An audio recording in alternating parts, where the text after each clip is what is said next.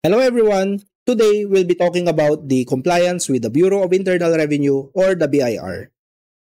In this video, pag-uusapan natin ang apat na bagay. Number 1, the basic requirements. Number 2, the common types of taxes. Number 3, penalties. And lastly, the conclusion. First, the BIR registration requirements. Depende yan sa kung anong klaseng business ay ipapatayo mo, ito ba ay sole proprietorship, partnership, or corporation. Whether it's a sole proprietorship, partnership, or corporation, kailangan natin ng BIR printed invoices or sample of own invoices printed by an accredited partner printer. Next, kailangan din natin magbayad ng documentary fee which is equivalent to 30 pesos. Kapag sole proprietorship ang ipaparegister mo na business sa BIR, kailangan mong mag-fill up ng BIR Form 1901. Kailangan mo rin ng valid ID at next yung DTI permit. Kapag ito naman ay isang partnership or corporation, kailangan mo ng BIR Form 1903 na filled up din. And depende sa kung partnership ba ito or corporation, kailangan mo ng Certificate of Recording, Articles of Partnership from the SEC. So itong certificate makukuha to sa SEC. Itong Articles of Partnership, ikaw yung nag-prepare nito. For the corporation naman, ang tawag naman doon ay Certificate of Incorporation, again, from SEC. Ito namang Articles of Incorporation, ikaw rin yung nag-prepare nito. Next, what are the common types of taxes that a business pay?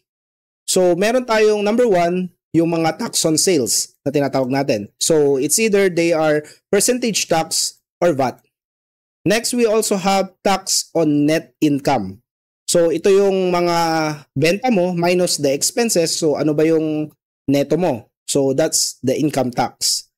And lastly, yung i-discuss natin sa video na ito, yung mga tinatawag nating withholding taxes or taxes on payments made. So, dalawa yung i-illustrate natin dito, expanded withholding tax and the withholding tax on compensation ng mga employees. So, unahin natin yung percentage tax. So, ang percentage tax is a tax based on the gross sales.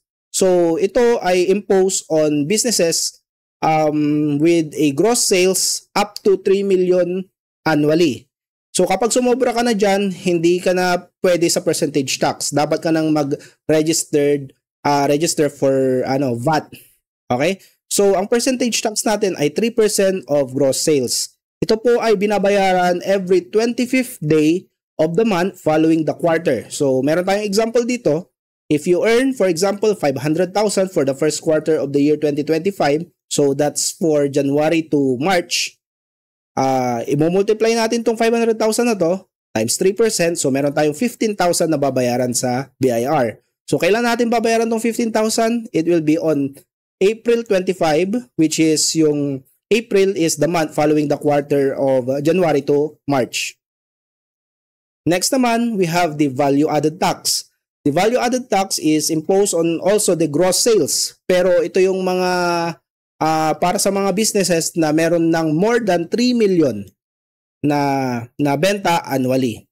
So this is 12%. Okay? 12% of the gross sales. So this is payable quarterly due on 25th day of the month following the quarter. Okay? So, ayan. Meron tayong example dito. If you receive gross receipts of 5 million for the first quarter of the year 2025, paano natin makukuha yung output VAT natin dito? So, number 1, gagawin natin 5 million divided by 1.12. So, makukuha natin yung portion ng gross sales na walang VAT. Next, we will multiply the portion na walang VAT sa 12%, which is our value-added tax rate. So, 535,714. This is our output VAT payable. So, assuming wala tayong input VAT, which is another video, ito yung babayaran natin ng buo. Okay? So, kailan ito binabayaran? Ito ay babayaran para lang din siyang percentage tax. It will be due on April 25, 2025. Next, we have the income tax. So, partnerships, except GPP or General Professional Partnerships and Corporation, meron siyang rate na 20 and 25%, subject pa rin sa 2% minimum corporate income tax on gross sales. So, ito po ay minumultiply sa net income natin, or kapag yung net income kasi yun yung kapag nabawas na natin yung mga expenses. When it comes to individual naman, income tax table will be applied. So yung graduated rates po ng income tax table natin ay nagre-range between 0 to 35%.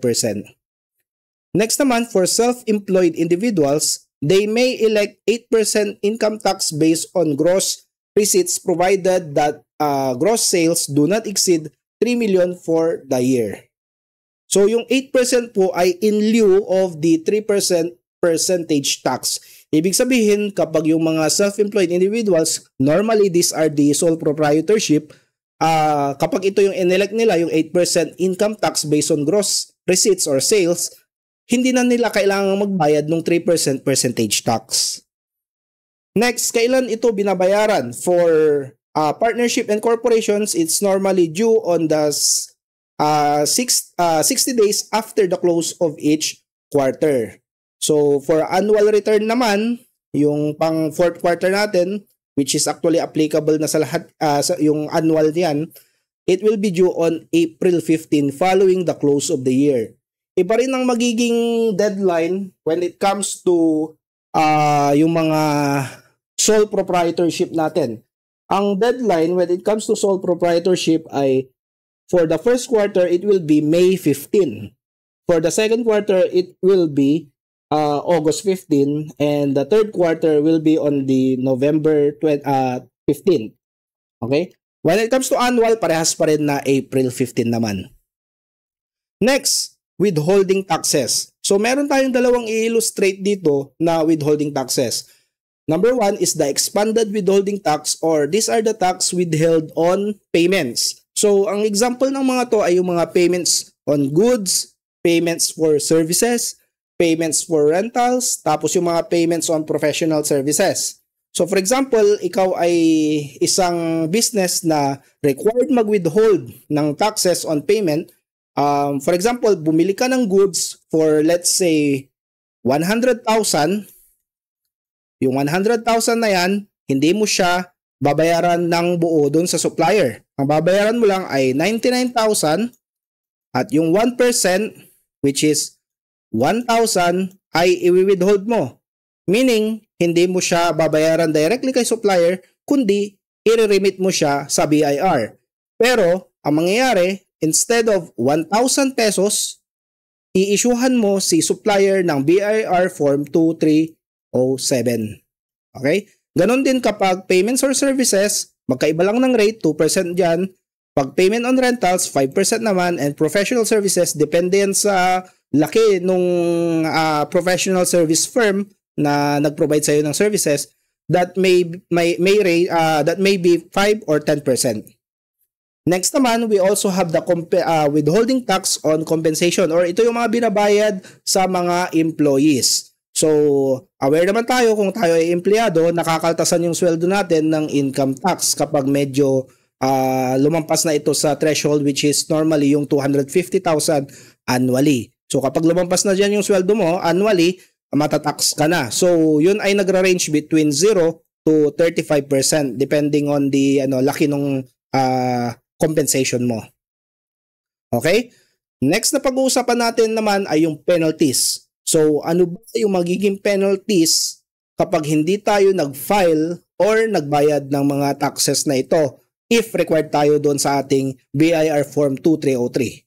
So, nahahati ito into two categories. Meron tayong civil at criminal. Yung criminal, kapag talagang meron ng willful neglect or talagang sinasadya na natin na hindi talaga magbayad, or parang pinagbuka nating nag-file tayo which is hindi naman, or nag-file tayo pero bigla nating winidraw. So, malaki-laki yung bayad niyan dahil hindi lang perang pinag-uusapan dyan, makukulong ka din. So, fine is 10,000 to 20,000 kasi plus imprisonment na 1 to 10 years. When it comes to civil penalties naman, ito yung mga iba't ibang uri ng civil penalties natin. Number 1, yung surcharge. Number 2, yung interest at compromise. So, isa-isayin natin. Yung surcharge, once na hindi ka nag-file or late kang nagbayad, automatically may patong kaagad yan na 25% yung dapat mong bayaran na income tax or kung ano mang klaseng tax yan. Next naman, yung interest ay depende yan kung gaano ka katagal na hindi nagbayad. So, that will be computed based on a 20% interest per annum of the amount payable. Yung compromise naman, may bracket po yan na sinusundan. So, depende sa amount payable or kung magkano yung babayaran, it may range from 1,000 pesos, which is actually kapag wala kang babayaran, zero, may penalty ka agad yun, to 50,000. So, ayan, gusto ko lang i-emphasize na kapag tayo ay nagfa-file or required mag-file ng isang BIR return na wala naman tayong babayaran, kailangan pa rin natin i-file yun. Bakit? Kasi tayo ay masasubject pa rin sa penalty na 1,000 pesos which falls under the compromise penalty kapag hindi natin yan final or late na i-file. Okay? So, hindi ibig sabihin na wala tayong babayaran ay hindi na natin i-file. Kailangan pa rin nating mag-file. Okay? So, next, we have the conclusion. Ayan. Failing to comply with BIR regulations may offer temporary convenience, but it opens your business to legal risks, financial penalties, and loss of opportunities. True business success is not just about profit. It's also about responsibility and credibility. If you want a hassle-free and worry-free compliance, work with professional accountants just like us. We'll help you stay compliant and focus on growing your business with peace of mind. Okay? So thank you for watching and please don't forget to subscribe. Thank you.